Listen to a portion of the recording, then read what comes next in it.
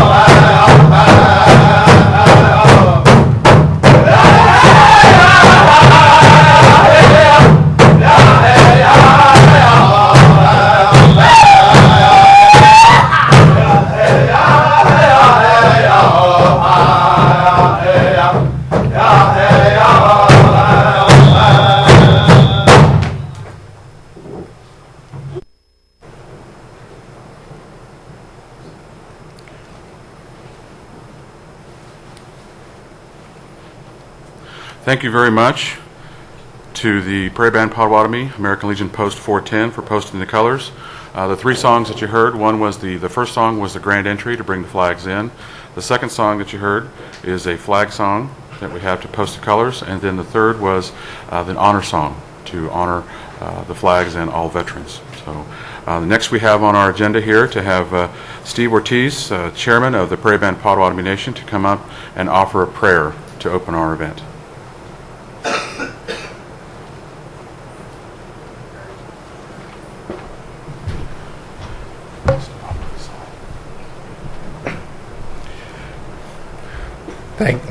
Thank you, Chris, for allowing me to have this honor this morning to talk on behalf of our Prairie Band Potawatomi Nation and talk to our Creator today. Before I begin this prayer, I would like to ask members of our elder community from the Prairie Band Potawatomi Nation who've traveled with me to join me and stand in front here facing the people, if you would.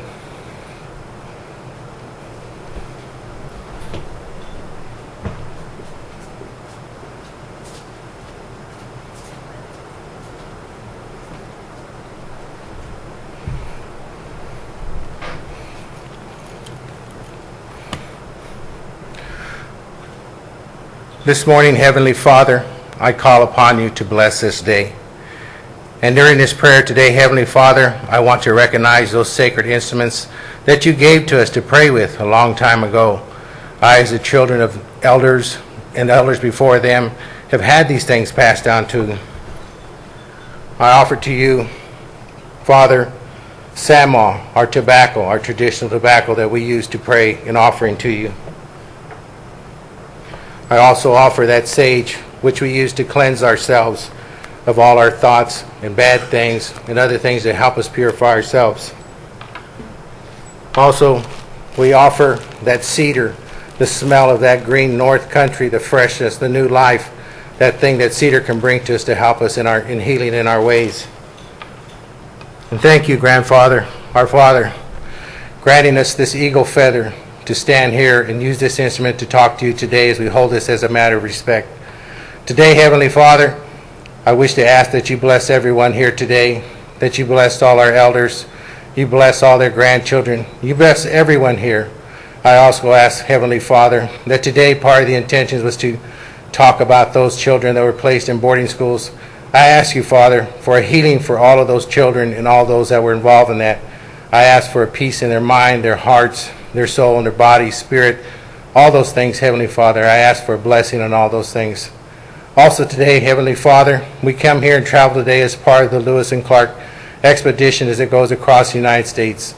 This expedition at one time had an impact on Indian country that still goes on today. And for that, Heavenly Father, we ask that you heal all these things and make all these things good and right for us, and heal our mind, our body, and our spirit for these things so that we can forgive one another, continue on a trail of peace, and ask everyone that we just share hands with one another as we work to support everyone. With that, Heavenly Father, I do not want to forget all those that are in some form of detention at this time. I pray for those children there. I pray for those parents and anyone else there. We ask, Heavenly Father, that you grant them a blessing and a day of peace today for this prayer.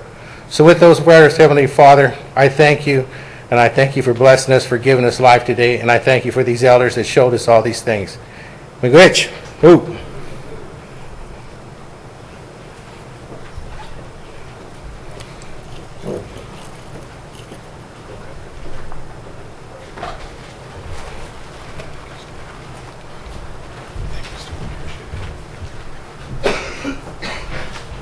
Thank you, Steve. We appreciate that. You may be seated.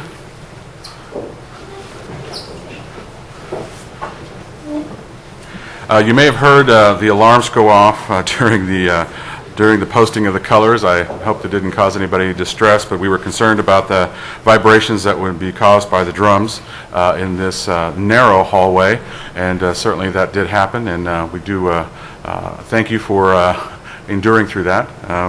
But anyway, it was kind of a fun little addition to our morning, along with some other challenges that we've had already today. But anyway, on with the show here, so to speak. My name is Chris Howell, and I serve as the vice chair, have served as vice chair for the Kansas Lewis and Clark Bicentennial Commission. And my day job, I work as the chief operating officer for the Kansas Arts Commission. But during the bicentennial years of 2004 to 2006, I did serve as the chair for the Bicentennial Commission, and we had several different opportunities to honor tribal nations and tribal folks in many different ways, shapes, and forms. And one of the things that we did during the commemorations was we offered the tribes and tribal speakers an opportunity to share their stories and their histories in their own words, and any story that they wanted to share with us, no matter how heart-wrenching it was or no matter how positive and uplifting it was. We offered the opportunity for tribes to participate in those commemorations uncensored, and I think that was a big factor in getting a lot of the tribes to participate in the commemorations from 2004 to 2006. And certainly Kansas played a vital role in all the commemorations all across the country, as we have had some of our own bicentennial commissioners continue on and serve on the national board for the Lewis and Clark Trail Heritage Foundation out of Great Falls, Montana. But today we are here to host the Kansas Lewis and Clark Symposium, and I want to offer the opportunity for our host to come up here, and that is Bill Lacy. He is the director for the Dole Institute, and he'll come up and offer a few words of welcome for us.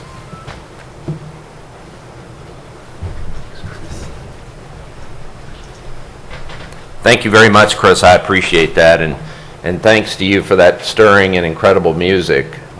It really was wonderful, and I apologize for the alarms. All of the cases are alarmed, so when the glass rattles, it sets it off. The Dole Institute is very pleased to welcome the Kansas Lewis and Clark Symposium today. The Dole Institute was formed in 1997, the year after Senator Bob Dole ran for President of the United States, and he was offered the opportunity by our current Chancellor, Bob Hemingway, to create a Dole Institute here at the University of Kansas. This building was built and dedicated a little over 5 years ago, and we're dedicated to the mission of encouraging young people, adults, members of our community, and all Americans to take a greater role in our civic environment, to take a greater role in their communities, whether it be on a national level or a local level. And we're delighted to host you, and to host this excellent meeting today. Chris and I first met about 3 years ago and started talking about the possibility of collaborating on different things. And little did I know that all this time later, we would have the opportunity to host the Lewis and Clark Symposium. I was really stirred yesterday when I walked out and I saw the incredible tribal flags that adorn the back end of the Dole Institute right under the U.S. flag. And it really is fitting, I think, and very proper that we have this meeting here today. Now, as I understand it, Chris, these meetings began in March of '04. It's been a long road, but 4.5 years and 11 states later, it is a tremendous honor for the Dole Institute to have the final Lewis and Clark Symposium here at the Dole Institute at the University of Kansas. Have a wonderful day. Thank you for this great honor.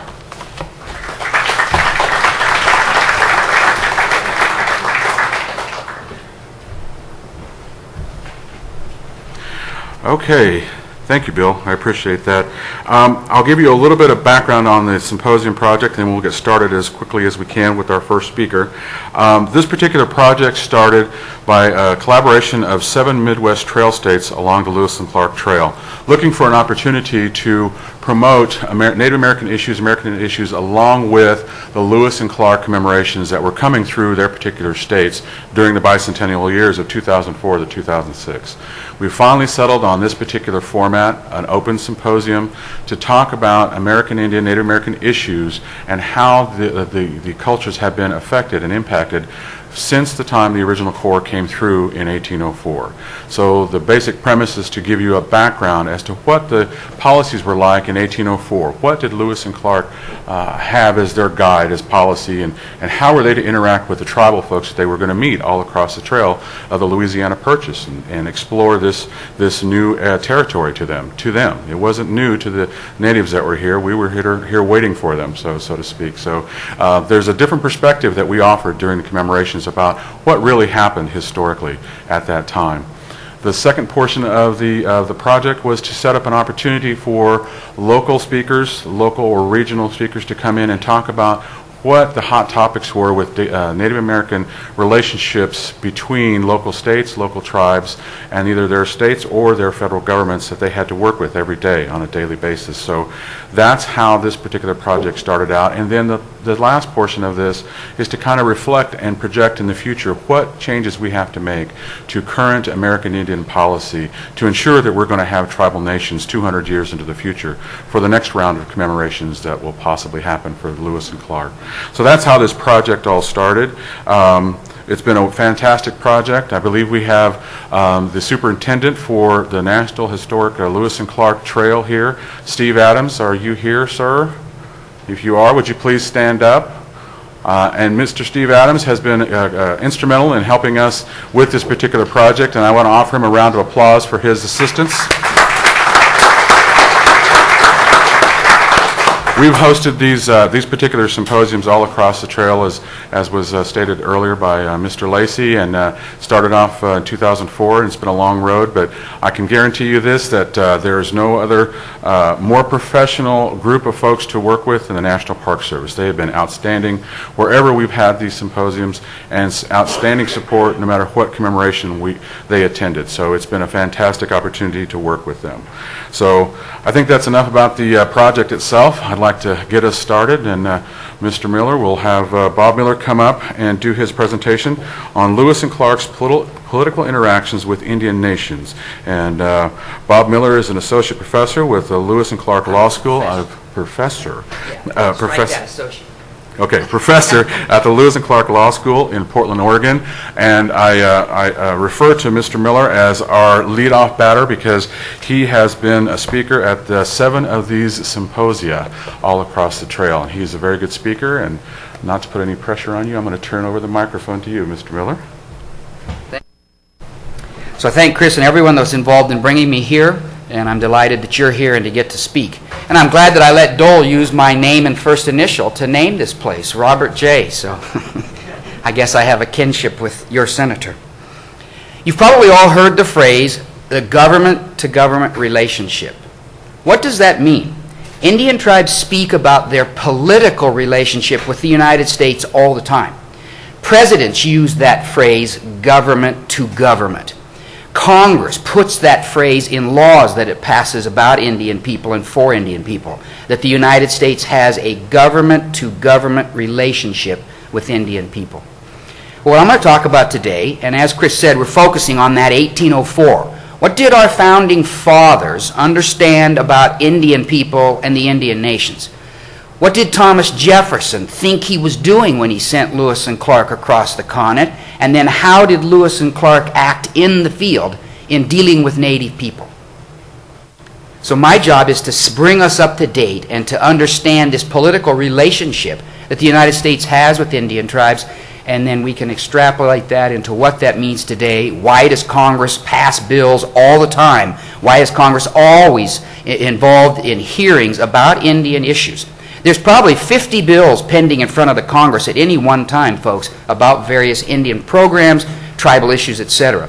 So federal Indian law, that's the name of the class I teach, federal Indian law. It's a major part of the operation of the federal government. So now if I know how to move this, we'll get the first slide maybe. Oh, this is beautiful. When Europeans first came to this country, folks, this continent even, they knew there were human beings here. They were interacting with these human beings. Their governmental officials were engaged in diplomatic relations with the representatives of the native nations that they were meeting in North, South, and Central America. And of course, we're going to focus primarily, of course, on what is today the United States. All the Europeans that came to the United States dealt with Indian tribes as political entities, as governments that they dealt with on an official treaty-making process. So you can see I've listed just briefly the countries that came here. George Bush is delighted that I mentioned Texas as a country, right? But England, Spain, and France were primarily the countries that settled what is now the United States, and they all engaged in treaty-making with Indian tribes roughly from this time period that I have listed here. Even Holland and Sweden that had short-term settlements in New York and eastern Pennsylvania dealt with tribes as official government entities, bodies that you dealt with politically. And so if there's one point I want you to take home from today's conversation, when the United States deals with Indian people and Indian governments, it is not affirmative action. Now let me repeat that. I mean, Indian people are a race, aren't they? An ethnic group, a minority group. Most tribes determine tribal citizenship based on blood quantum. In my tribe, I mean, I'm a citizen of the Eastern Shawnee Tribe of Oklahoma, and we use descent and blood quantum to determine citizenship in our tribe, as most tribes do. So it's pretty easy to think, well, then Indians are a racial group.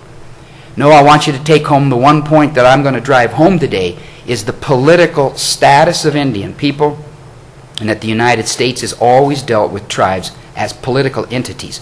So when the United States legislates for or against tribes, or for or against Indian people, and Congress has a long history of passing laws that were both good sometimes for tribes and really bad sometimes for tribes. But when Congress does this, this is not affirmative action. Excuse me. It's not based on race. So it's not an affirmative action. It's a political act by Congress, and the Supreme Court steps back and gives very deferential review to laws that Congress passes about Indian people. Now that's just the opposite in affirmative action. If Congress passes a law that does something to one group just because of their race, the Supreme Court looks at that law very closely. In fact, we call the review strict scrutiny. Maybe you've heard that phrase. But when the Supreme Court reviews congressional laws that affect a group just because of their race, the Supreme Court looks at that law like with a microscope, very closely, and they will throw those laws out quite often.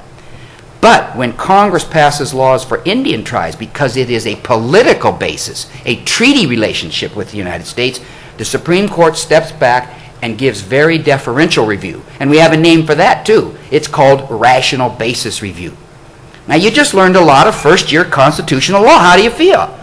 Are you still awake? Hello? Wake up. No. But where did that come from?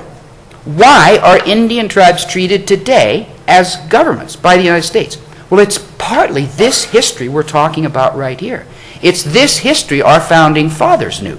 Thomas Jefferson, George Washington, they were involved in treaty making with tribes while they were still English citizens, before they became American citizens. They understood how England had signed probably about 120 treaties with Indian tribes, folks, by the time we fought our revolution. So what's on the next slide? I love using PowerPoint because I honestly don't know what's next, because I get so busy talking I forget what's up there. So interesting. Okay, now we're going to look very briefly at how our colonies and how our states, those first 13 states, and how our federal government dealt with Indian tribes before the Lewis and Clark expedition was sent forth. So I've done a little bit of research, and I've found at least 20 treaties that our 13 colonies signed with tribes, and there's the dates I give you. The idea with our original 13 colonies, remember how independent they thought they all were, practically standalone governments. And so they dealt with tribes themselves, the tribes that lived within those state borders, New York, South Carolina, Georgia, etc. The colonial government dealt with these tribes. What did we usually want from tribes? Why did we sign treaties? Well, we wanted peace, we wanted trade, and we wanted to buy land. Those are the three primary issues behind most of the treaty making that occurred in colonial times, states, and then our federal government. I also found that later in these dates, once we became the United States, that there were about 53 treaties between states and tribes. And we don't have time to get into that today, but those are probably all illegal. In fact, the Oneida Nation in upstate New York has been suing the state of New York for about the past 50 years about treaties that New York signed with the Oneida Nation in 1794. And again, I say we don't have time to get into that whole subject. You'll have to come to Portland and come to my class if you want to get into that issue. But those treaties were illegal because states did not have the authority to sign treaties with tribes once the United States was formed and once our Constitution was ratified. And we're going to look at our Constitution in a moment, and we'll talk about why states had no role in federal Indian law. We'll see why that's literally the title of my class and then the book I use, Federal Indian Law. But these states did want to deal with tribes. And what did they want? Well, they wanted those same three things. They wanted peace, They wanted to engage in trade, and they wanted to buy land. That's exactly what New York was doing with the Oneida Nation and those treaties we're talking about from 1794 that I mentioned are still being litigated. The United States Supreme Court has decided 3 cases about this Oneida lawsuit against New York, 1975, 1985, and 2005. And the suit is still alive. Once we formed the United States, you're all aware, are you aware that we I talk too fast. We are literally living under the third form of federal government that our 13 colonies organized. We started the Revolutionary War with the Continental Congress. It was an informal body that started meeting in September of 1774. They never created a document, a constitution, if you want to use that phrase, to control their activities. But this body, this Continental Congress, signed one treaty with one tribe in 1778, and that was with the Delaware Nation. You should look that up and read that someday. You should look up and read a treaty for a tribe perhaps right here in your area. Treaties are very interesting documents to read as they reflect so much of what our founding fathers and what our leaders at that time thought about tribes. But in 1778, of course, we were deep into our Revolutionary War with England. And we signed this treaty with the Delaware Nation to ask their permission to cross their territory to attack some English forts that were on the other side of the Delaware territory. And if you read this treaty, it's really cute. Cute. Well, yes, it's cute. But interesting how weak the United States was and how much we needed the help of the Indian people. And in fact, the goal of George Washington and other founding fathers was to get the tribes maybe to fight for the United States, or at least to keep the tribes neutral in our Revolutionary War. We could not afford to have tens and 20,000 Indian warriors help the English. You can see the Continental Congress talk about these issues at length and what their goal was to keep the tribes neutral or to get them to fight for the U.S. So here, if you read this treaty, the conciliatory language is quite interesting. How we are your friend, Delaware Nation. We love you. You've heard some people say we want to exterminate you. Well, those some people were the English, of course, right? And what does the Continental Congress tell the tribes in this treaty? Oh, we don't want to exterminate you. We love you. And in fact, folks, this was never repeated in any other Indian treaty. But in this treaty, the 13 original colonies tell the Delaware, why don't you form a confederation of tribes and join our union?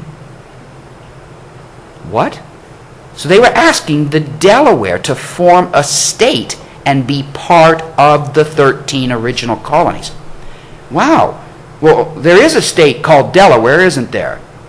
But I'm not sure that that means the Delaware Indians. In fact, aren't the Delaware people in Oklahoma, right? The Delaware are one of the removed tribes, even as my own was, and finally ended up in Oklahoma. But what I'm driving home is the point of how conciliatory we were towards Indian people, how our very first federal entity, the Continental Congress, dealt with tribes as governments, with sovereign powers. You've probably also heard the word sovereignty a lot. Indian people, Indian leaders talk about that. What is sovereignty?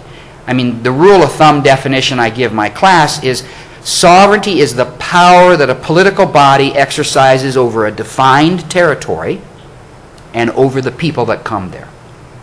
Indian tribes have always exercised that sort of control over their territory and the people that come within their territory, and they still do the same thing today. That is sovereignty. Now, I flew into here to Kansas yesterday, right? What did I do by coming here to Kansas? Well, without signing anything, without anybody asking me to swear to it, I submitted to the sovereignty of Kansas, didn't I? If I commit a crime here today, I'm going to be prosecuted. I've agreed to be prosecuted by coming into the territory of Kansas. If I hit one of your cars in the parking lot, I'll be very careful, but if I hit one of your cars, you can sue me in a Kansas state court. Even though I'm an Oregonian, even though I'm from, 1,500 miles away, I have submitted myself to the sovereignty of this government and these courts by showing up here. Well, it's very similar when you enter a reservation, folks. There's differences, so you'll have to come take my class to learn them all. But tribes exercised that sovereignty in 1778, and they exercised that that sovereignty in 2008, and our founding fathers were aware of it. Our second form of federal government, folks, and again I repeat, how many Americans know that? We have lived under three forms of federal government. Our second form of federal government was called the Articles of Confederation Congress. In 1771, that Continental Congress drafted a constitution called the Articles of Confederation. It took 4 years to get enough of the 13 colonies to ratify it before it became effective. But in the fall of 1781, the Continental Congress started meeting under this name of the Articles of Confederation Congress. And it's interesting that in this first written Constitution of the United States, Article 9 provides for the Congress to have the sole authority to regulate commerce with the Indian tribes. Now, what does that tell you? Think about that for a moment. Look at that. Colonies and states had been dealing politically with tribes for 80 years already, 70 years already, signing treaties with tribes. What did the main federal government think about that? Well, they thought it was a disaster. They knew what New York had done with the Oneidas. They knew what Georgia had done with the Cherokees. They knew what South Carolina had done with the Catawbas. And name all the other states, they had their problems with tribes. They knew that letting the states deal with Indian affairs was a disaster because the states often didn't deal fairly with tribes and Indians. States were often in competition for some local resource, and it had led to lots of struggles and lots of wars that the Articles of Confederation Congress and the Continental Congress had to deal with. So the decision of the federal government was to exclude the states from Indian affairs. And Article 9 of your and my Articles of Confederation said that only the Congress could deal with Indian tribes. Now there were two clauses that us attorneys loved, two loopholes in that Article 9, and it turned out to be ineffective. Now I don't want to spend too much time talking about the Articles of Confederation, but what I do want to tell you is that the problems with Indian affairs led directly to the United States Constitution we have today, folks. I've written an article on this subject back in '93 that you can read if you want. I'd be happy to send it to you. But I wrote about the influence that Indian people had on the United States Constitution. And this Article 9 that was in the Articles of Confederation was too vague, and it had these two loopholes, and the states kept dealing with Indian tribes full bore. Absolutely, they didn't stop. And James Madison himself wrote, "We need a stronger constitution that puts the power over Indian affairs solely in the hands of the United States." So Madison himself, who nearly is considered the father of our Constitution, wrote about the need to get states out of Indian affairs, and that Article 9 of the Articles of Confederation was not adequate. So there are plenty of commentators and historians who talk about how Indian people and the relations with Indian tribes had a direct influence on the creation of our new Constitution that we live under today. Now I got on a sideline there, didn't I? I was given an hour and 15 minutes to talk, so I'm only going to take an hour and 45. Is that all right, Chris? So I'm going to cover all sorts of topics. My mother was born in Oklahoma, and, okay, I won't cover that. Now I have the 8 by the date there. Well, the Articles of Confederation, I can hardly say so. The Articles of Confederation Congress signed 8 different treaties with Indian tribes during those years I list there. The Cherokee in 1785, the Creek and the Choctaw in 1786, my tribe, the Shawnee people, in 1787. What did these treaties want? Peace, trade, and to buy land. Pure and simple. Those are the 3 issues that primarily we, the United States, wanted to address in signing treaties with Indian tribes. And again, what I'm building up for you is we're trying to see, what did Thomas Jefferson think of Indian tribes in 1804? When he sent Lewis and Clark forth, what was the American viewpoint of Indian tribes, and how did the United States deal with the Indian nations? So that's what we're laying here as a foundation for understanding what Lewis and Clark did in the field when they were on their expedition.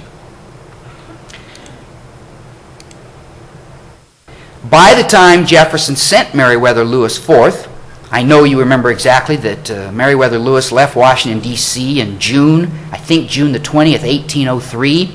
So that's when People argue about when the expedition really started because every state wants to say they were where the expedition started.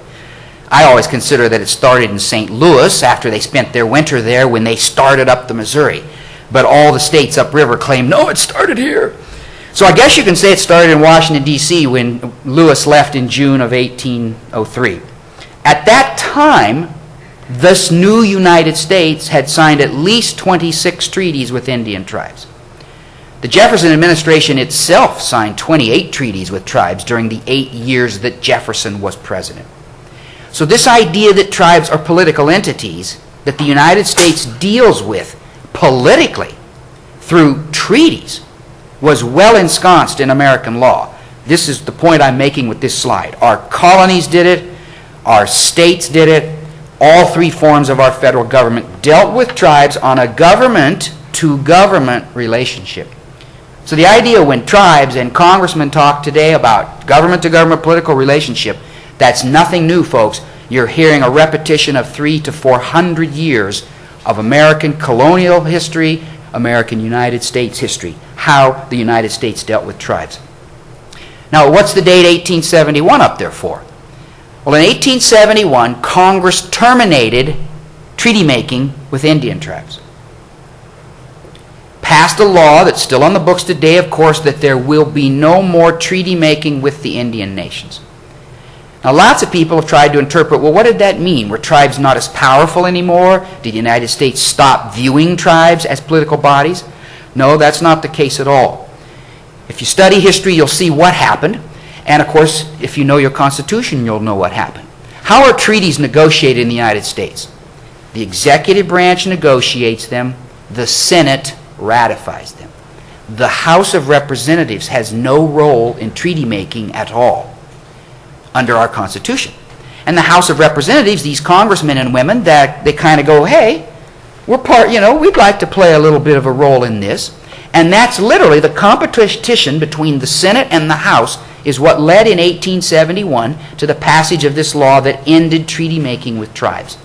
The House said, we will not appropriate any more money for treaties unless you let us be involved with Indian relations. And so in 1871, they terminated Indian treaty making with the United States. But the law says very plainly that this stopping treaty making with tribes has no impact on any currently existing treaty. So there are at least 400 treaties on the books, folks, between the United States and Indian tribes.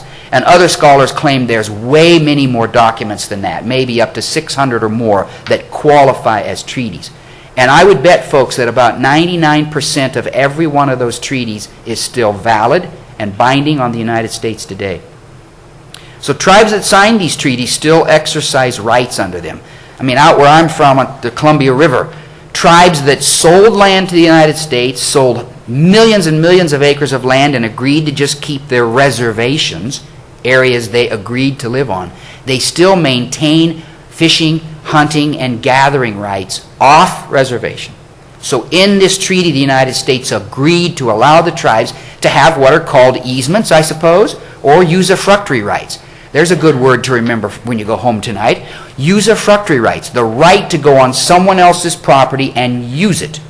So these tribes maintained or retained through their treaties the rights to fish for salmon at usual and accustomed sites on the Columbia River and Puget Sound, etc. So the United States agreed to these issues, and the tribes kept certain rights. Now let me take you back just one step. Oh, I shouldn't have done that. And now, I just broke my glasses a few minutes ago, so I was going to go to previous. Okay.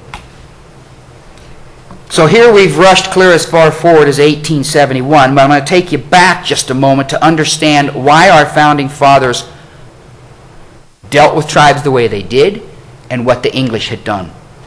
The Royal Proclamation of 1763 came at the end of the French and Indian War. I'm sure you remember the French and Indian War when George Washington got his rear end beat by the Indian people in 1754.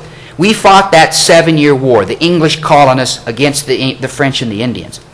Well, King George III, the king that we rebelled against, tried to put a stop to the colonies meddling in Indian affairs and the colonies causing him lots of troubles. And so he issued this royal proclamation in fall of 1763. This is, of course, still the law in Canada. The royal proclamation very much controls Indian affairs in Canada. And it, of course, controlled Indian affairs here until we fought a revolution. Our founding fathers detested this royal proclamation. It's expressly mentioned in the Declaration of Independence that Thomas Jefferson drafted. He complained about King George III meddling in the colonists' relations with the Indian nations and threatening the colonists. Think how much our founding fathers dealt with Indian affairs, folks. Today, we don't even realize how much of a day-to-day activity dealing with tribes was to our early founding fathers. If you read the annual messages of the presidents used to go to the Congress, as they still do today. They would speak or send a written message to Congress. You should read some of the ones in the first 20, 30 years of our existence. Up to a quarter of the report to Congress would be about Indian relations and the treaties that the president had been negotiating with tribes. Indian issues were an enormous part of our early American life. But anyway, turning back to King George III, he defined Indian country in 1763. All lands west of the crest of the Appalachia and Allegheny Mountains. And what he was telling his colonists to do was, you cannot enter the area the tribes live without my permission. He ordered his colonial governors to stop British traders from crossing those mountains and to stop people like old George Washington from going over there and surveying lands. Do you remember, we all know George Washington was a great surveyor in his young... What was he surveying, folks? Indian lands that he was then trying to buy. Washington was one of the early land speculators, trying to buy land west of the Allegheny and Appalachian Mountains and, of course, trying to get rich. Jefferson, Thomas Paine, Benjamin Franklin, most of the founding fathers were part of these land speculators that were trying to engage in relations with tribes. What did King George III want to stop? He said, that's not a private business. You can't do that. Dealing with tribes is a political business that only I, the ultimate sovereign, the crown, only I can do this. And this is exactly what the Royal Proclamation of 1763 was about, folks. So I already mentioned to you that Thomas Jefferson hated it. He referred to it in the Declaration of Independence. Well, George Washington wrote a private letter to one of his agents that was buying land for him. And he said, oh, ignore what the king says. And I can almost quote this. He said, that's a temporary measure to settle the minds of the Indian people. Now, that's just about a quote, unquote. That's what Washington wrote in a private letter to his employee that was out on the frontier trying to buy Indian lands. So Washington ignored this declaration, this proclamation of King George III. Now, I would like to, let me see if I can't go ahead first. No, that's not going to work. Okay, well, we'll go back to that in a moment. Oops.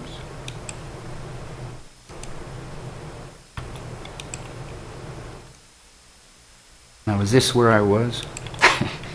If you're all awake, tell me where I was.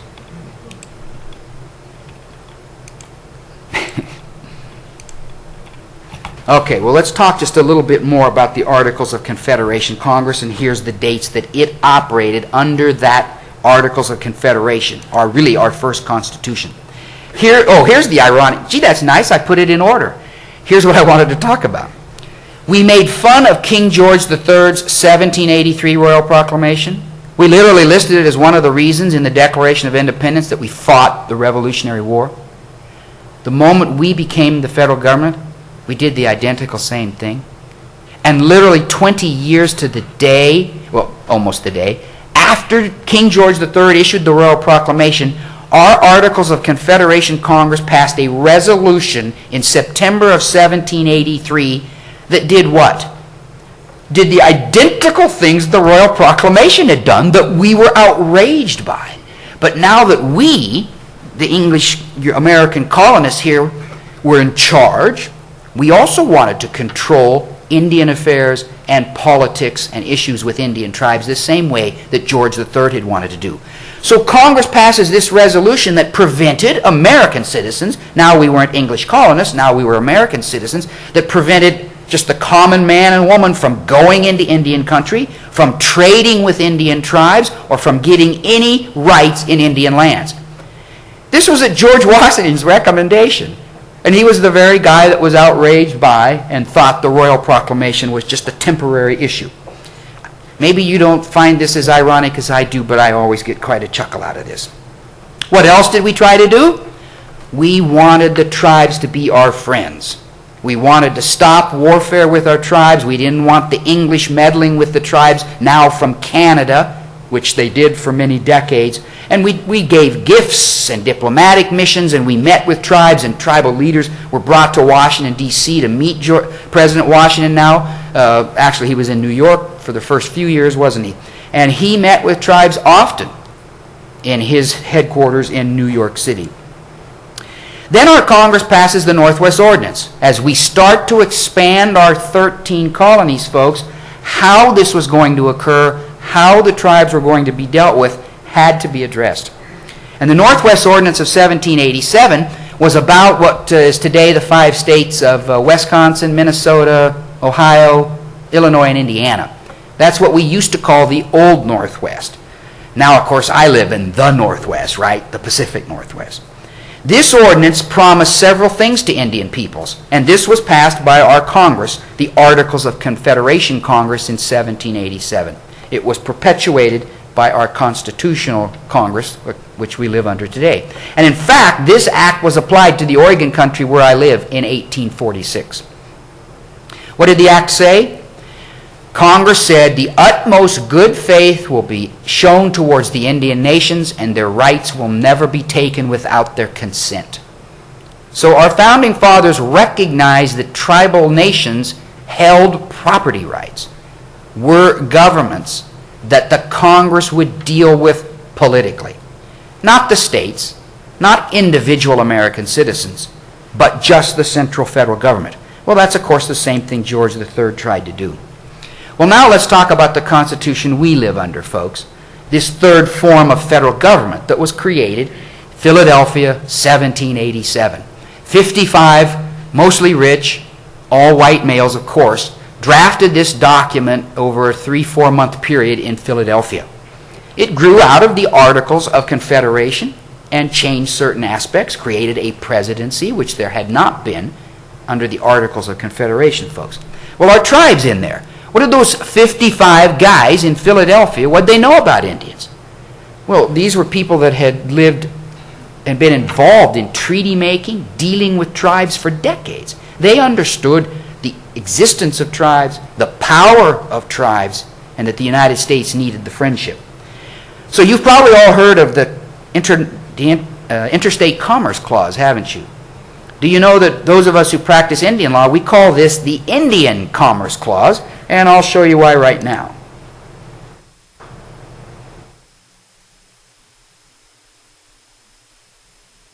Congress exercises power over things such as interstate trucking and the interstate railroad system and the interstate highway system for the very reason that it is interstate. If a state does something that has no impact anywhere else in the nation, we call that intrastate, and Congress allegedly has no authority to regulate that under the Interstate Commerce Clause. But anything that impacts interstate commerce, Congress has the constitutional authority to deal with it. Well, let's see, what else does this clause say? Oh, Congress also has the power to regulate commerce with foreign nations. So states are not involved with signing treaties with Mexico and Russia, are they? They have no international power under our U.S. Constitution. Well, let's see. You see what I'm getting to next, don't you? What role do states have with Indian tribes? Nothing. What entity of our federal government has total control over commerce with Indian tribes? The Congress. So you can see why I and others call this the Indian Commerce Clause. Now this is the only direct reference to tribes in the Constitution, folks. There are 2 references to Indian people in the Constitution, and tribes are impliedly referred to in the Treaty Clause, Article 6. We'll get to that in a moment, although I'm afraid I don't have a slide on that. So maybe I should say that now because I don't think there's a slide here. In Article 6 of our Constitution, that's called the Treaty Clause of the Constitution. You've probably heard this phrase. It's also called the Supremacy Clause. The federal laws, the federal Constitution, and federal treaties are the supreme law of the land. All state judges must comply with the federal treaties. Almost every Indian, I think, in the United States knows that phrase, that their treaties are the supreme law of the land. That's what the Constitution says. Now, the word Indian or Indian treaty is not mentioned in Article 6, but let me quote you the phrase that is used that shows that our founding fathers were talking about Indian treaties in Article 6 of the Constitution. It says something like, all treaties made and which shall be made are the supreme law of the land. Now, that's a direct quote, folks. Our founding fathers, Article 6 of the Constitution, wrote all treaties made. Well, that's past tense. That's looking back to what the Articles of Confederation Congress had done. That looked back to what the the Continental Congress had done. Well, what had those two entities done? They had signed 9 treaties with tribes from 1778 to 1789. Before the Constitution became effective. So Article 6 was ratifying those past treaties that our federal governments had organized, had arranged with Indian tribes. I've checked this out pretty carefully. There were 9 federal Indian treaties by 1789, and the United States had entered 22 treaties by 1789 with other governments, Russia, France, England, Holland, Morocco, etc. So when our founding fathers said all treaties made are the supreme law of the land, they were referring back to these 9 Indian treaties and these 22 other treaties. So that's why we say that while Indian tribes aren't mentioned in Article 6, they are impliedly referred to. Now back to this clause, folks. This is an extremely important clause in the U.S. Constitution. Congress uses this power all the time. States are sometimes unhappy with that, but Congress refers back to this. Well, Indian tribes sometimes are unhappy with the power Congress exercises over them. They refer back to this clause. The United States Constitution has cited this clause dozens of times to talk about the enormous power Congress has in Indian affairs. Now, if you read this really carefully, folks, it only says that Congress has the authority to regulate commerce with the Indian tribes. How does that mean education or health or the boundaries of a reservation or the political status? But the Supreme Court and Congress have read this clause very broadly. And Congress literally could terminate Indian tribes tomorrow. In fact, that is what federal Indian policy was in the 1950s. That era is called the termination era. And what did Congress terminate? Well, it can't terminate your existence as an Indian, as a human being. It can't terminate your tribal government, can it? But what Congress did do in the 1950s was terminate the political relationship. Now, let me repeat that. They terminated the political relationship that tribes had with the United States. Congress does have the authority to do that. In the 1950s, Congress terminated the political existence of 109 federally recognized Indian tribes. That was nearly a third of the tribes federally recognized at that time. I'm from Oregon. 61 of those 109 terminated tribes were Oregon tribes. Why was Oregon hit so hard? Well, our ex-governor, Douglas McKay, was now the Secretary of Interior. And what you can read in books is that Douglas McKay had friends who wanted to get at Indian timber in Oregon. So he was terminating Oregon tribes very, very quickly. Okay, I digressed a little. Sorry, folks. Let's get back to this point. What's the significance of tribes being listed in a list of these sorts of entities, folks? Well, when you go to law school, you will learn how we interpret statutes and constitutions. And there are rules about interpreting literally a sentence like this. And one of those rules, with a fancy Latin name I can't even remember, is that when a list is given, the entities are all somewhat similar. So take a look at this list. What are Indian tribes somewhat similar to? Well, they're somewhat similar to the foreign nations. They're somewhat similar to the states of the United States. They are governments, folks, that only our federal Congress was given the authority to deal with. What did King George III want in the Royal Proclamation? He wanted to take all control over Indian affairs to himself, to his central government, the Crown. What did our Articles of Confederation Congress do in 1783? We issued that resolution trying to bring all power over Indian affairs to that central federal government. What did our founding fathers do in the 1787 Constitution that became effective in 1789? We tried to take all power over Indian affairs to the Congress. The same policy was being perpetuated by the Crown, by our 13 original states and colonies, and then by the United States. Take that power just to the federal government. The states should have no role in Indian affairs. That's been a struggle ever since then, folks. I mentioned to you that New York, South Carolina, and Georgia were signing treaties with Indian tribes after this provision became applicable. And that has led to some lawsuits and some issues that continue to this day. Okay, here's an interesting phrase, and I'm sorry I didn't give you the whole statute, but I'll talk about this in a moment. The Constitution had to state how we determined the census for each state, the population, so that we could determine how many members of Congress you got in the House of Representatives. As you all know, how many congressmen and women you get is based on the population of your state. So the Constitution in Article 1 defines how the population of each one of these original 13 states would be considered. And I'll let you read that. Chris, is there any water I could have? Thank you very much. And what I left out, you all know the infamous provision in the Constitution that said the slaves of the South were counted as 3/5 of a human? You've all heard that, right? And I'm sorry I didn't have that here.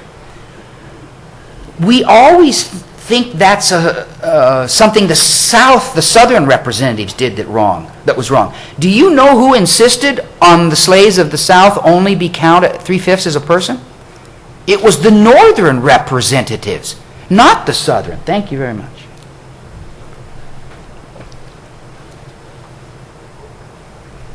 Now, why is that? Think about that for a moment. The South would have been delighted to count every single slave as a full number human being because they would then have had more congressmen. Think about that for a moment. The larger your population of your state is, the more congressmen you get, congressmen and women.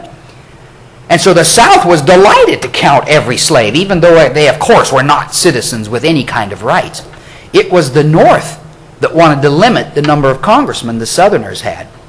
And so it was the Northerners that insisted on this compromise. Okay, we'll let you count some of the slaves towards your population, but only 3/5 of a person.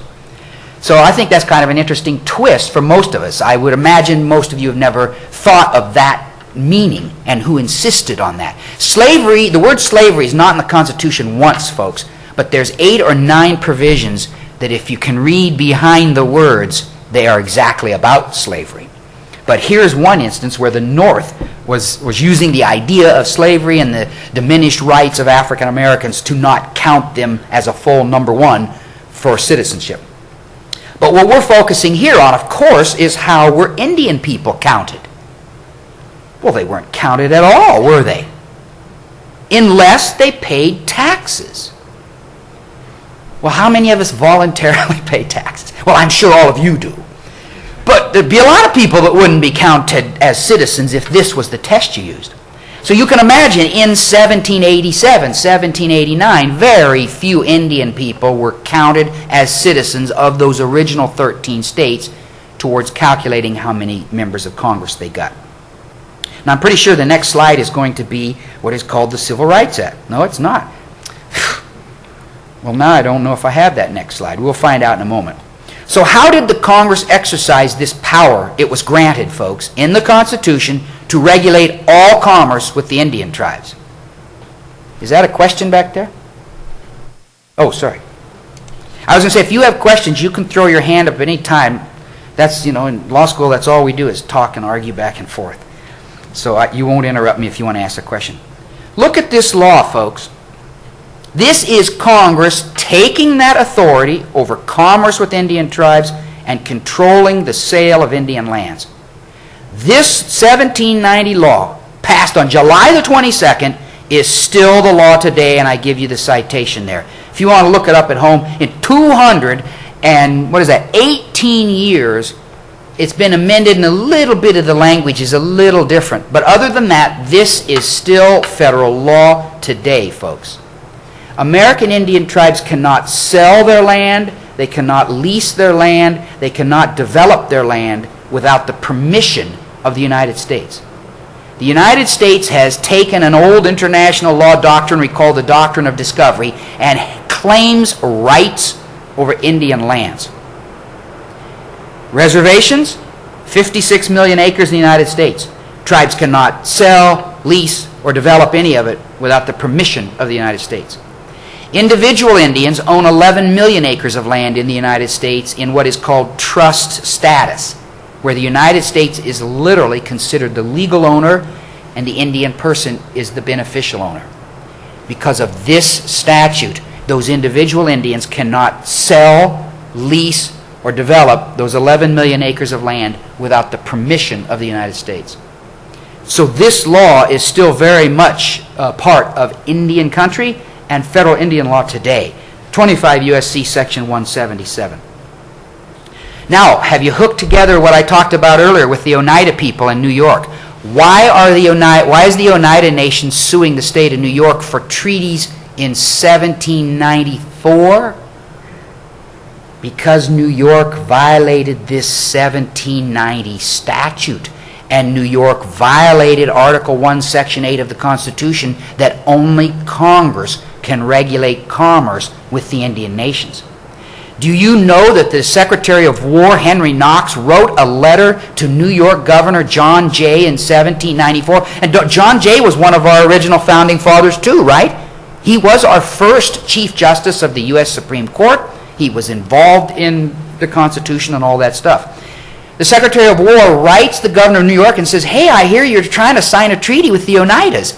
You can't do that, unless we're there. And he cites him this statute. And he cites him the Constitution. And John Jay writes back and says, "But out. You have no right to interfere with the sovereignty of the great state of New York." So that's what New York thought in 1794 about federal authority in Indian affairs. We fought a civil war about states' rights, didn't we?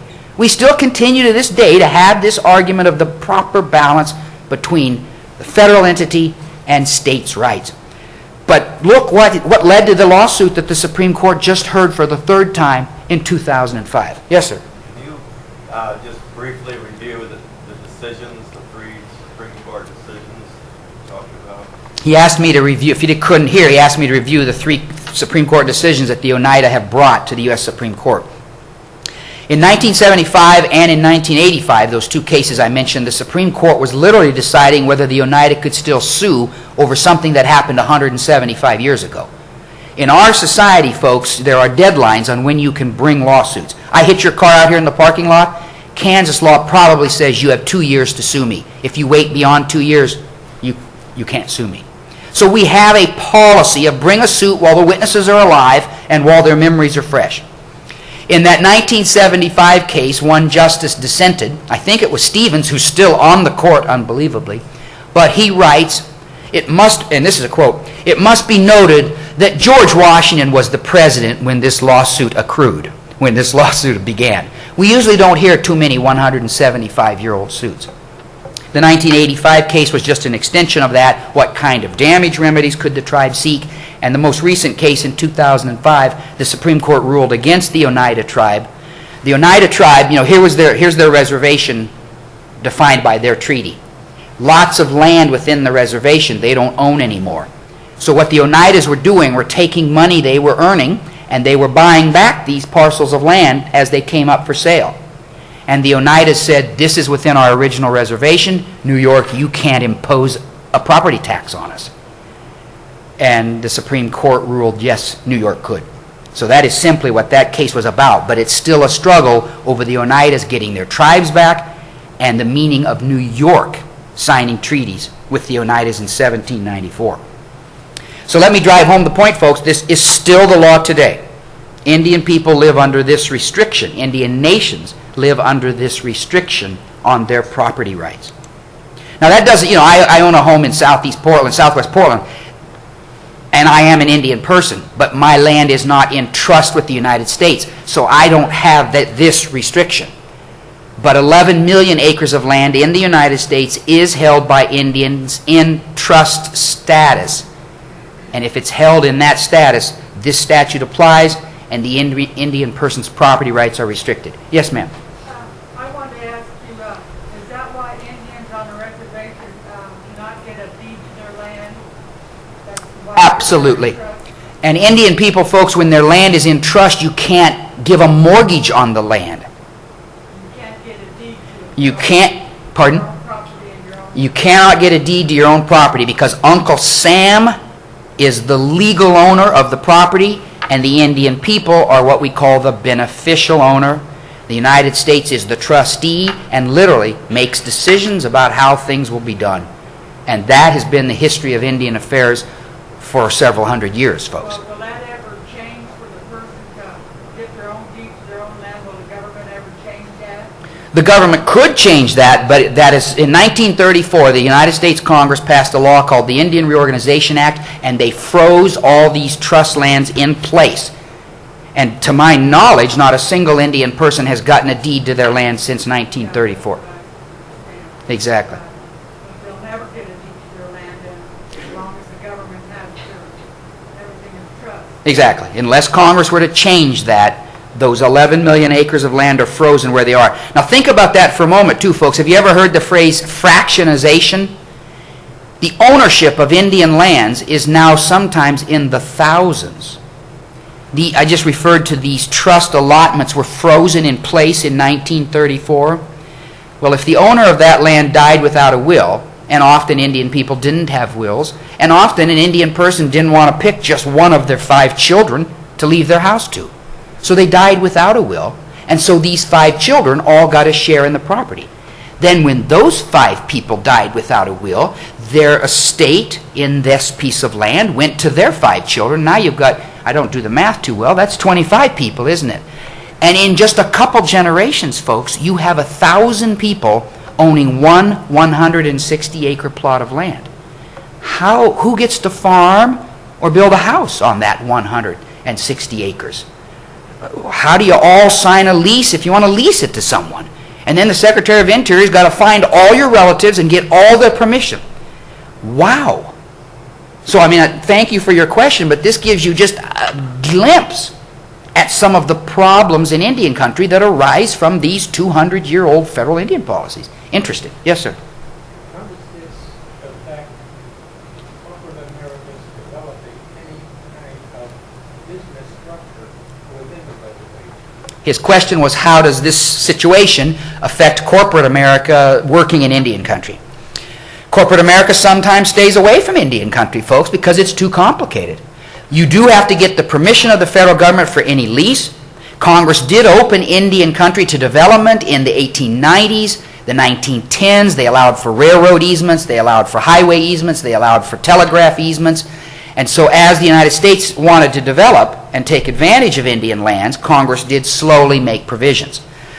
For example, half the uranium in the United States is found on Indian reservations. Most of the uranium mining that's ever been done in the United States, to my knowledge, has been done at Navajo and at Pine Ridge. There are open uranium problems at those reservations. I wanted to ask you, do they retain their mineral rights, the Indians? The Indian people retain their mineral rights unless the treaty said something different. So tribes do own these mineral rights, yes. But the United States then has made provision for corporate America to work in Indian country. But it's a little more complicated, and so that prevents some companies from wanting to deal with tribes. So it is a little bit of a limitation and a problem. Yes, ma'am. Pardon? Are the Indian lands zoned so there can't be any businesses on your land? She asked if Indian lands are zoned so there cannot be any business there. That's not correct. I mean, zoning on reservation is a complicated issue, but it's mostly left up to the tribal governments. So it'd be up to the tribal governments if they want to impose areas where there's no business development, etc. But most tribes are interested in economic development and are open to the idea of economic development. Okay, folks, now, Chris, how long do I have? Just 2 more hours, right? 15 more minutes. Now, we were taking a few questions, so that comes out of my Q&A time too, right? Okay. I've always got to struggle with Chris. He's just a harsh taskmaster. Okay, well, now we're sliding into Jefferson's era. Jefferson as president. What was he thinking of tribes? When he sent Lewis and Clark forth, what was the purpose of that mission? What I'm interested, I'll even ask you to put your hands up. You know, it's been a long time since I was in the 5th grade. But I can remember what I learned about Lewis and Clark and what I think we were learned or taught. How many of you learned? All I remember about the Lewis and Clark expedition is that it was a scientific mission through the woods. How many of you, that's all you can really remember? Well, only a few of you. So lots of you learned what about Lewis and Clark? I guess I'll have to talk to you individually afterwards. But all I remember is that they were going to make a map, and they were going to frolic through the woods and look for new plants and animals, because Jefferson was extremely interested in things like that, right? Do you know that Jefferson had books in his library at Monticello that told him there would be dinosaurs in the West? Lewis and Clark, I guess, were worried about running into T-Rex or something. They did send him home tons of dinosaur bones. Isn't that Big Lick, Kentucky? Is that the name of the place? Pardon? Can't hear you. Bone Lick. So they sent him home bones, and you can see them today at the American Philosophical Society in Philadelphia. Jefferson was the president of the American Philosophical Society for 20 years. And so that's where he put the Lewis and Clark journals. I got to hold the Lewis and Clark journals in my hands. I thought they would make me wear white gloves. I couldn't believe it. The librarian takes me back into the vault, and we looked at and opened the actual things that Lewis and Clark wrote. After these 4 years that I worked on Lewis and Clark, that was like going to Mecca or something, you know. I was like, wow! Couldn't believe it. So what did Jefferson understand about his dealings with Indian people? That's what we're looking at now. On January the 18th, 1803, he sends a secret message to the Congress folks asking for an appropriation to send an expedition to the mouth of the Columbia River. Secret message because he's talking about how we're going to steal the fur trade from the English. We're going to drive the Hudson's Bay Company out of the Louisiana Territory. It's kind of funny how much we were afraid of England at that time. Jefferson writes this is a secret message to the Congress, but he doesn't use the word England in the message. He says, we will be able to take this is almost a direct quote, we will be able to take the fur trade from that other country that uses that frozen bay to the north. Wonder who he was talking about. As you guys might know, the Hudson's Bay Company was an official, almost a branch of the English government. The king chartered the Hudson's Bay Company, I don't know, way back in the 1500s. It was a quasi-governmental entity of the English crown. Where the Hudson's Bay Company went, they were claiming Indian lands. They were claiming lands. They were using that doctrine of discovery that I keep referring to. Now, see, Chris has left the room, so I'm going to give you a commercial for my book. Stay outside, Chris. I have written a book that I would be delighted to sell you. I just bought a copy. It's it's called Native America Discovered and Conquered, Thomas Jefferson, Lewis and Clark, and Manifest Destiny. This grew out of my work on the same council that Chris was on, the Circle of Tribal Advisors. My tribe appointed me in 2003 to work with the National Bicycle. Oh, Chris is back. I'm not really talking about my book, Chris. I'm going to put it down now. But I do have some for sale in the back there. So where was I? Jefferson, using the doctrine of discovery to claim Indian lands, using the doctrine of discovery to claim and win the Pacific Northwest where I live. This is exactly what the Hudson's Bay Company was doing too. Anywhere the Hudson's Bay Company went, England claimed the lands they found. Hence the struggle over the Louisiana Territory, hence the claims to the Pacific Northwest by Russia, Spain, England, and us, the United States. Anyway, back to Jefferson's secret message. He asked for an appropriation for the expedition. You'll find this cute too. He asked for $2,500. Guess how much the expedition really cost? $38,500. That's only a 15 times overrun. That's pretty good for the federal government. So we were going to create the fur trade. Wow. Now did you learn that in the 5th grade? We were going to beat out the British. We were going to explore clear to the Pacific Ocean. Now Jefferson's target for Lewis and Clark, folks, was not just the Oregon country. He told them specifically to go to the mouth of the Columbia River. Why? The doctrine of discovery. An American had found the Columbia River in 1792 when Jefferson was Secretary of State and sailed 25 miles up the mouth of the Columbia. Our claim to the entire drainage system of the Columbia River, thousands of miles, way up into modern-day Canada, was based on an American finding the river first. International law, still international law today. Why did Russia plant its flag on the bottom of the Arctic Ocean on August the 7th, 2007? Why is the American flag on the moon? I won't comment on the moon, but I will say this. If those moon rocks we brought home had been solid gold, you think we would have kept those? No, we would have given them to the UN, right, to share with the world? Oh, and had they been solid gold, I bet we'd have gone back about 100,000 times. Why did Russia put its flag 2.5 miles below the surface? Because there's 10 billion tons of oil and gas estimated to be there, 1/4 of the Earth's known reserves. Why is every country quietly searching the ocean off of Antarctica now? This emerging Northwest Passage that's happening. Folks, you know, we've actually found the Northwest Passage now. You now can sail across the top of Canada from the Pacific to the Atlantic. Canada says that's its sovereign waters, and the United States claims we'll fight you about that. The New York Times had an article just like 3 weeks ago that we don't have enough icebreakers to defend our rights in the new emerging Northwest Passage. Canada's building new ships and just required registration at one island up there for anyone that wants to sail across there. We are saying we don't have to register. That's free open water. Doctrine of discovery in modern day life. We didn't think there was anything new to discover on the earth, and that's why most of us have probably never heard of this international law doctrine, that if you're the first to show up, and why'd I do that? Why did those explorers plant their flags and their cross in the soil, folks? Why did Meriwether Lewis take a branding iron with him across the United States and brand trees with his name? Now, I've gotten ahead of myself, and I should have stopped talking about the book, right, Chris? Okay, we'll get to all that again.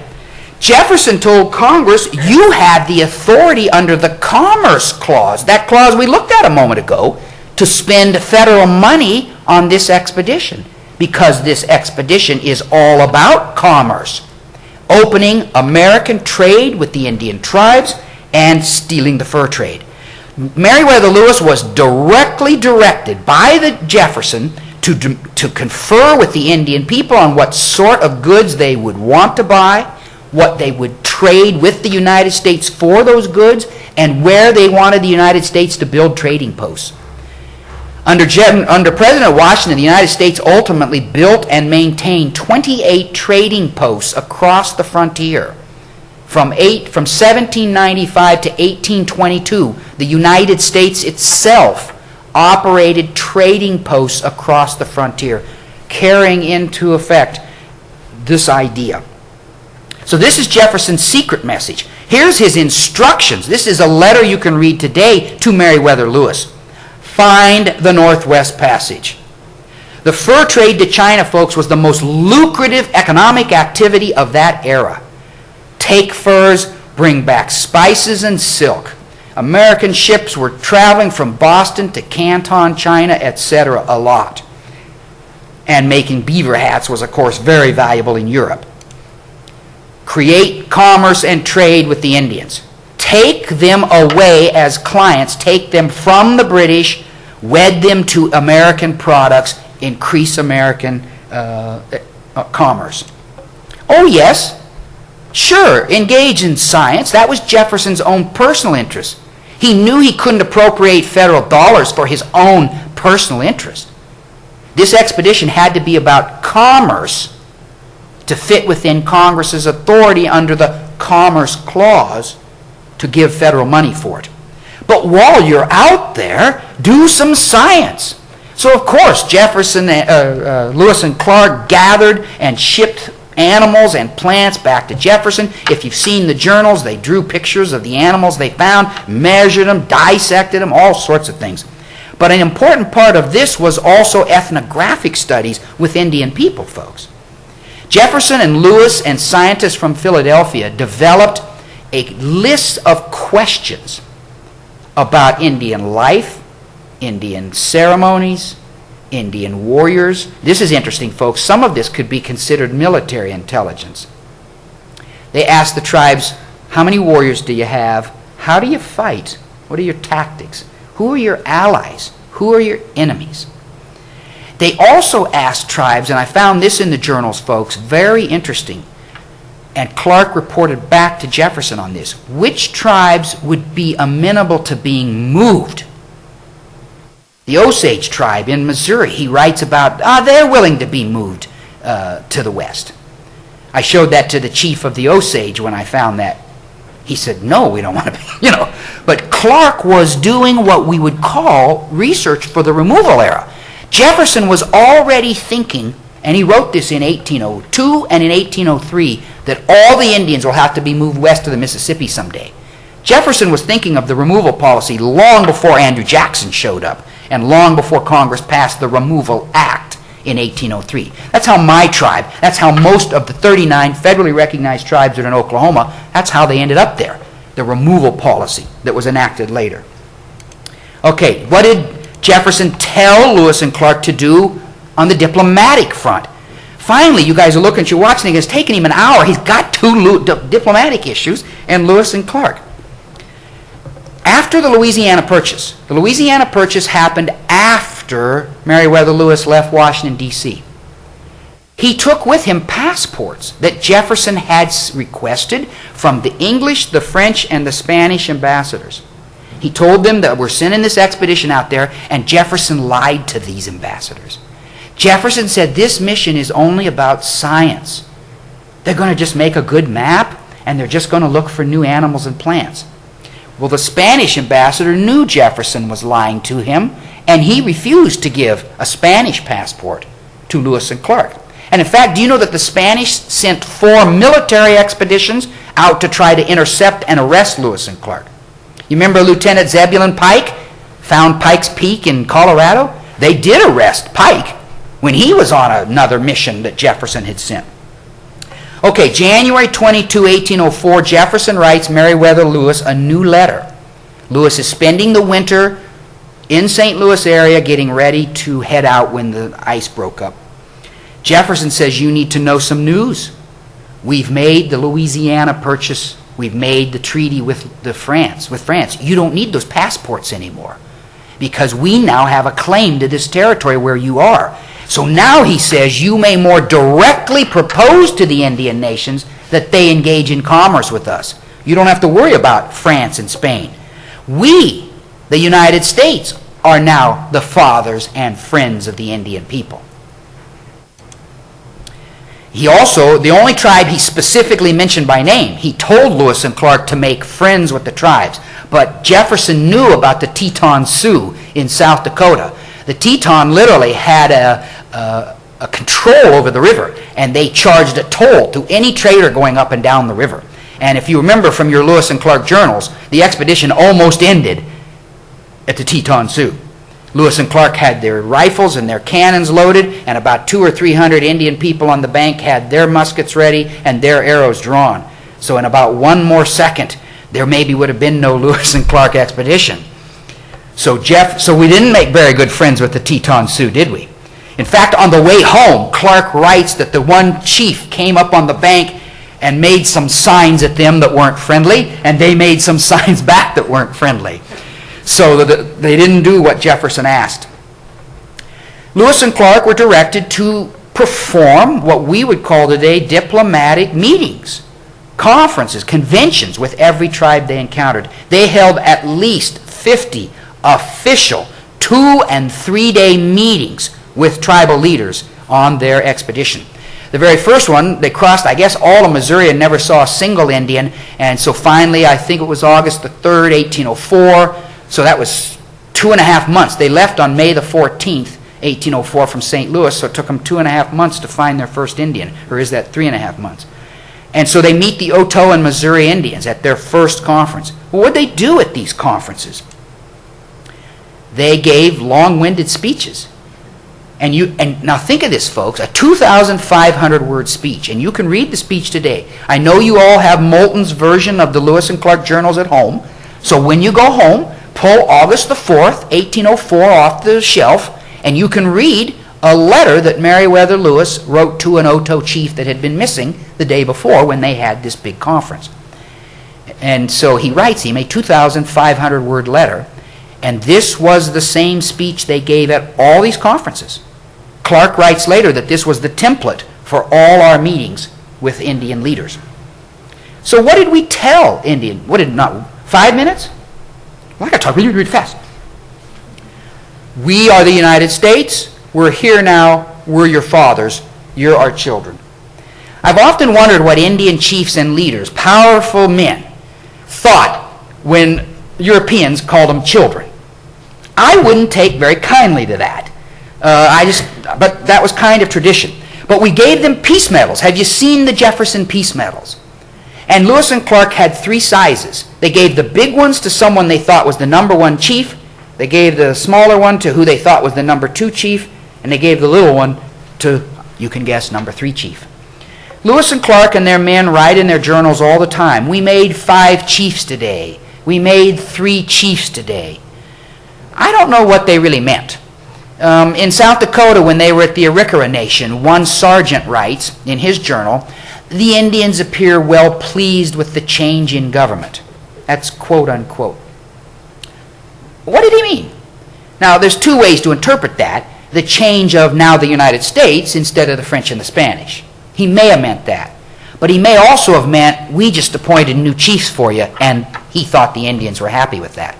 I don't know. But plainly, Lewis wrote later, and he told chiefs, and this is in the journals too, Lewis said, from time to time, the president will appoint new chiefs for you, and you should pay attention to them. That sounds like Jefferson was talking about the United States appointing tribal chiefs, I guess. We handed out military uniforms. We handed out flags. And these are called sovereignty tokens, folks. Not by me. This is what historians call these objects. And when Indians took them, we assumed they were like agreeing to or almost pledging allegiance to the sovereignty of the United States, that the tribe was now somehow under the power of the United States. Lewis and Clark and their men would parade. They would shoot their guns. They waved the American flag, and they gave these speeches. The French, I've already mentioned all these things. We're your new father. We'll bring peace and prosperity to you, our red children. Jefferson had also asked Lewis, send chiefs back to the White House. And Lewis and Clark are directly responsible for at least 26 tribal delegations that went to see Jefferson in the White House. What did he want? He wanted Indians to be stunned with the size and the power of the United States. So this also had a geopolitical agenda. And some of the chiefs, when they returned home and told them how the Indian people or Americans lived with a house on top of a house, and there were as many as the stars of the sky, they weren't believed. So this is exactly what Jefferson wanted tribes to learn. And oh yes, this is funny. William Clark writes one day when they went into an earthen longhouse. I think this was again with the Arikara Nation, and he goes, yeah, they were hanging our flag in the longhouse. But he says, doggone it, it was hanging next to a Spanish flag too. So what did we tell them to do? Turn in these sovereignty tokens from these other nations. It's not proper that you keep these anymore because you belong to us, was the meaning. They didn't use that word. Chris, I guess I'm talking so fast I'm done. So folks, I've got to June of 1804. I've got to even a little later than that. We understand now what the United States thought its position was vis-a-vis the tribes. We understand what Thomas Jefferson, a little bit, what he thought about Indian nations. They were governments. They exercised authority, sovereign power. The Constitution recognized that they were governments, and he directed Lewis and Clark to deal with them as governments. And they conducted at least 50 of these diplomacy conferences all along the Missouri and the Columbia River, all the way out and back. Indian tribes were nations in 1804. Indian tribes are nations today, and they exercise sovereign powers over their territory and every person that comes there. Thank you very much for your time.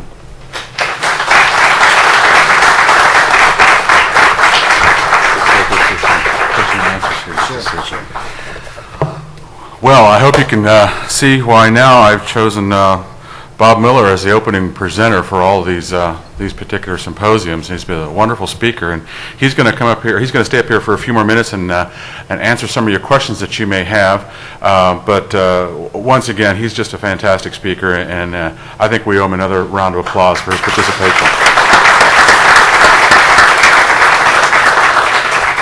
And how fitting that the symposiums actually, for Lewis and Clark, actually started as, these diplomacy conferences that they had with the tribes, and with the flags were such a part of that history, and they're still part of that history with the flags that we have on display here today.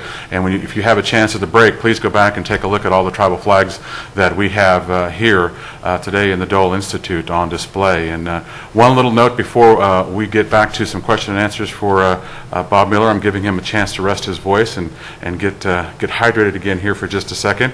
But the collection of flags that we have in the back were originally purchased in the commemoration year of 2004 by a gentleman who actually created that particular set. I believe at the time that the set was issued, it had 28 flags of tribes that were a part of the official encounter tribes of the Lewis and Clark expedition, tribes that they originally encountered along the way.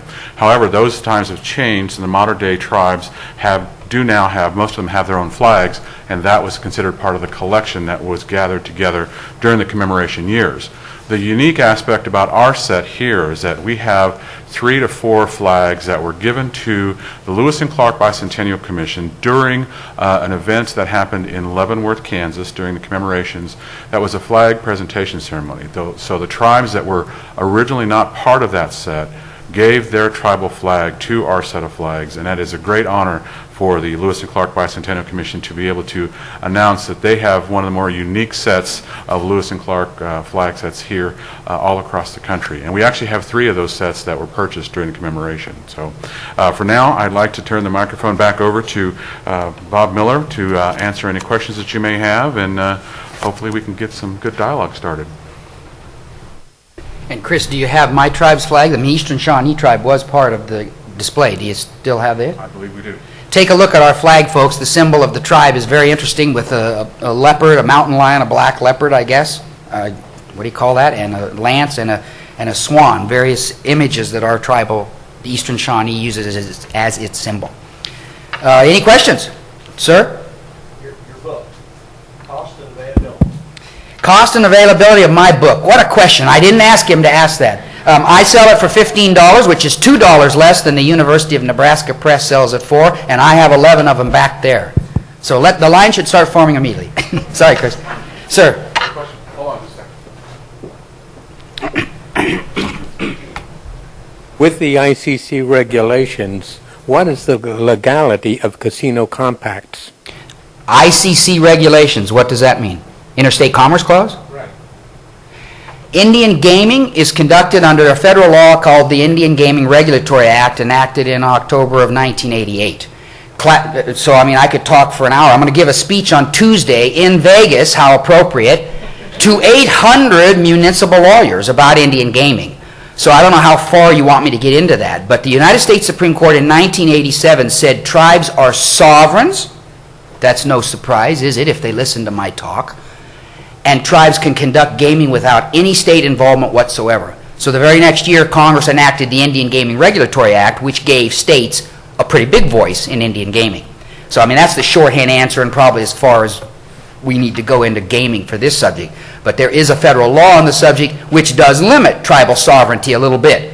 Remember that statute that gave Congress total control over Indian commerce? Well, there's an example of tribes not being very happy with what Congress did. when the Supreme Court just the year before said the tribes can offer gaming without any state control. If you want to talk more about gaming afterwards, I'm delighted to. There's a question way back there. Yeah, Bob, I know Alan Parker and some of the tribes of the Northwest Coast convened a treaty-making meeting on the Lummi Reserve last early August. That would have been summer of 2007. And they're talking about the importance of now exercising sovereignty intertribally between different indigenous nations around the planet. What's your thought on the future of that, and what, you know, is that something that you think Indian nations ought to be exploring? I didn't plant that question either. Thank you, Dan. I have just written an article about that international treaty that you're referring to, and tribes in the Pacific Northwest have a draft treaty that they want to negotiate between themselves for economic development. If anyone wants to read that article, I'm happy to give you the citation. You can get it right off the web. It's being published by Lewis and Clark Law Review. The treaty that Dan's referring to, 11 international indigenous groups met at Lummi in August of 2007, and they signed this international treaty to engage in trade among themselves. There were 4 American Indian tribes, 3 or 4 Maori iwis, which is their word for tribe, 1 or 2 Australian Aborigine groups, and 1 or 2 Canadian groups. Since that time, Alan Parker tells me that at least another 60 New Zealand iwis have signed that treaty, and about 20 more American Indian tribes. And they have a meeting coming up this very month in D.C. where he expects dozens and dozens of more tribes to sign that. Now, it's an economic development treaty for international groups, international people. Tribes, of course, is what we call them here in the United States, nations. My article, I question whether the United States will allow American Indian tribes to sign international agreements. That's an open question based on some other federal case law. But if you're interested in that subject, I'll be happy to give you the link. You can get the article right off the web and see it even before it's out in print.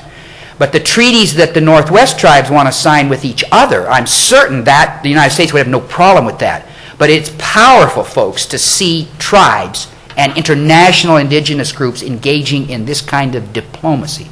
Remember that treaty making in the United States ended in 1871.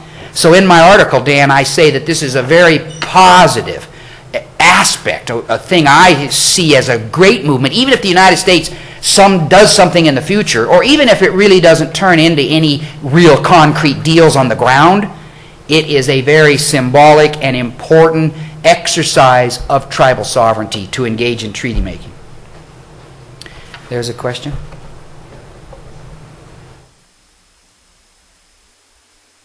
In order to get lands out of trust, what steps need to be taken? The Secretary of Interior has to approve it. So this goes back to the question the lady asked over here.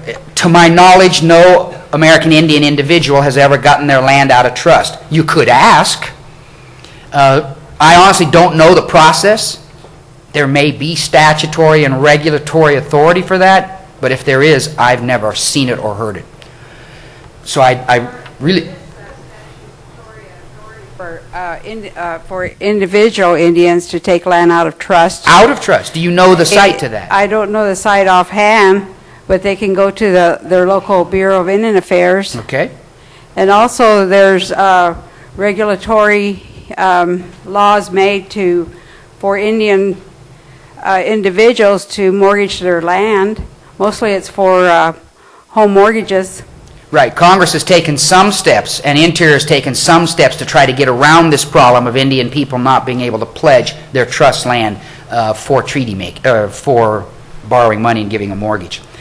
The process that I am familiar with, and that usually happens, is that tribes ask for new lands they purchase to be taken into trust. And the Supreme Court is literally going to hear a case on that this year, whether that's constitutional. So that's the provision I'm more familiar with, because usually tribes are asking for land to come into trust, not out of trust. Other questions? Here's one. My grandmother traded her land in Oklahoma for the land on the res. So I know that, you can trade. but it had to be Your okay by the I couldn't hear you earlier. Your grandmother did what? Traded her land in Oklahoma for a site of land in, on the reservation. And it was okay. Okay.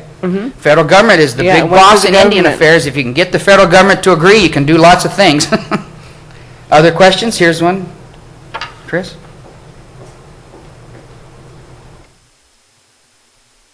I just want to know if this is accurate because I ran across this statement during a document out of Browning, Montana.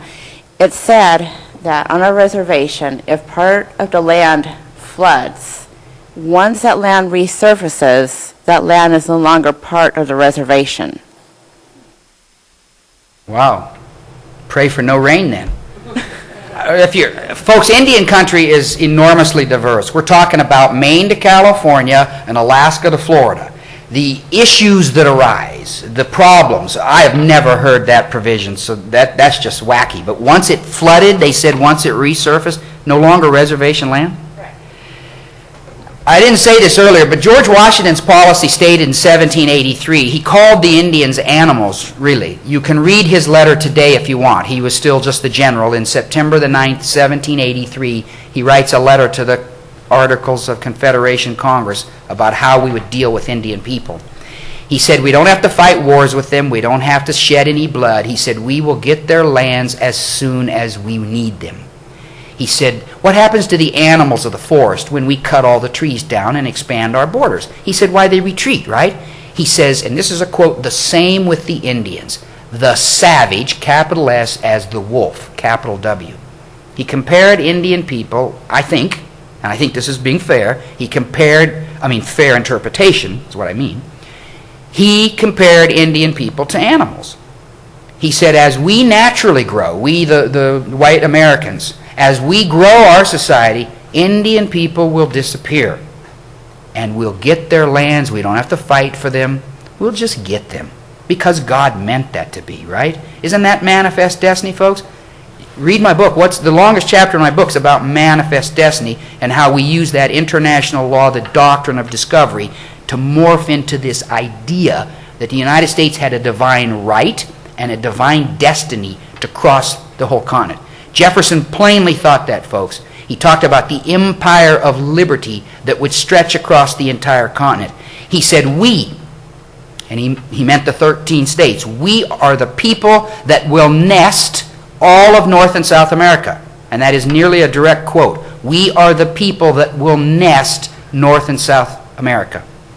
Jefferson saw Americans, I guess is a fair interpretation, taking over the entire hemispheres. So the savage is wolf, I think, has been federal Indian policy for all our time, until maybe the last 30 years. Has the United States, we're in the era now that we call the self-determination era, in which the federal government tries to work cooperatively with tribes and to let tribes determine how the United States can best serve the tribe and the Indian people. That's a major change in the philosophy of federal Indian policy. But I tell you that the previous 200 years, I think our policy was exemplified in what Jefferson said, or Washington. The savage as the wolf, they will disappear and we will get their lands when we want to. So that's what's behind the provision you just asked me about. That's what made me think about that. The United States did use every measure it could to get Indian lands. Hook and crook and treaty and whatever. But hopefully today the savage as wolf is not federal Indian policy anymore. I see somebody standing here. I think he wants something. Thank you very much, folks. Thank you again. Thank you again, Bob Miller. A couple of housekeeping items here, just real quick. Please, if you have cell phones, we would like you to have those cell phones turned off or turned to vibrate while the speakers are up here, just as a reminder there. I hope you enjoyed the first presentation. Bob Miller certainly is engaging, and he brings up a lot of dialogues, and a lot of other questions come out of these symposiums, and they have all across the trail. So if you would, please take some time and fill out one of the surveys that we have, and let us know your thoughts on what you think of the presenters itself, and give us any words of encouragement to try and keep this thing going. And we certainly will take that message to some other organization who can possibly keep this symposium going for us here locally, but possibly hopefully on the national level. I'm not putting any pressure on the Park Service, but anyway, just give us some words of encouragement. We always like that. And what you would like to see done better or differently, we would like that too. So right now we're at our first break, and we will take our break now. We have coffee and rolls in the back, so please.